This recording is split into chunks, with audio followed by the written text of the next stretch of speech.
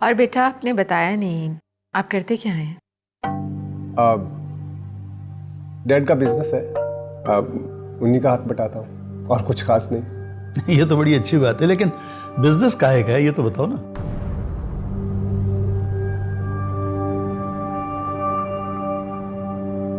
जी वो import export का business करते हैं।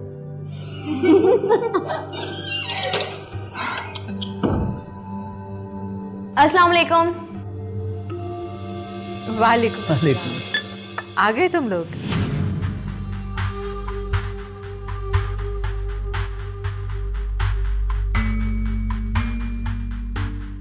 मरियम इधर आओ बेटा।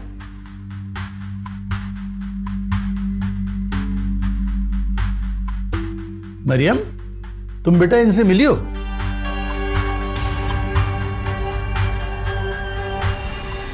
अस्सलाम वालेकुम।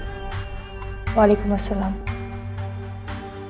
मैं इनसे उस दिन मिल चुका हूँ। गुलशन बेटा, तुमने बहुत दिनों बाद चक्कर लगाया। आंटी आपकी बेटी तो लाइक फाइक है, लेकिन हमें बहुत मेहनत करना पड़ती है, इसीलिए कहीं आना जाना ही नहीं होता। अबू, मैं कुछ देर रेस्ट करना चाहूंगी, बहुत थक गए हैं। हाँ बेटा, जाओ जाओ।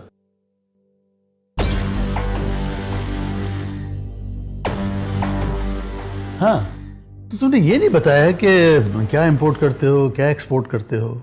जिस चीज की जरूरत हो वो इंपोर्ट कर लेते हैं, और जो जरूरत से ज्यादा हो उसे एक्सपोर्ट कर देते हैं। Well said. अच्छा भाई, अब तुम अपने डैड से कब मिलाओगे? देखा तुमने? यार यहाँ तो ये बंदा बिल्कुल चेंज लग रहा है। तुम अंकल आंटी को उसकी असलियत क्यों नहीं बता देती? ये किसकी असलियत बताई जा रही है?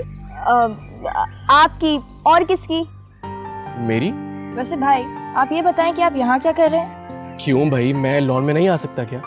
ये मेरे भी अब्बू का घर है। हाँ, लेकिन इस वक्त आने की कोई खास वजह लग रही है।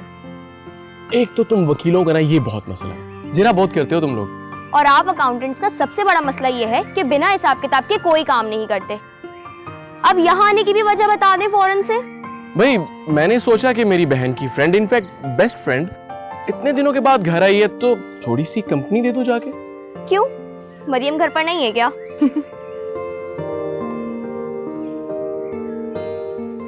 आई गेस हमें पढ़ लेना चाहिए। जिस काम के लिए आए हो वो पहले कर लें, है ना? हाँ बिल्कुल ठीक है, अगर मेरी हेल्प चाहिए हो तो मुझे बता देना। Thank you so much. क्यों, आपको लॉ का पता है क्या?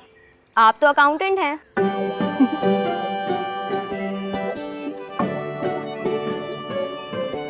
अरे हाँ, याद आया, उसमें भी बिजनेस लॉ का सब्जेक्ट होता है।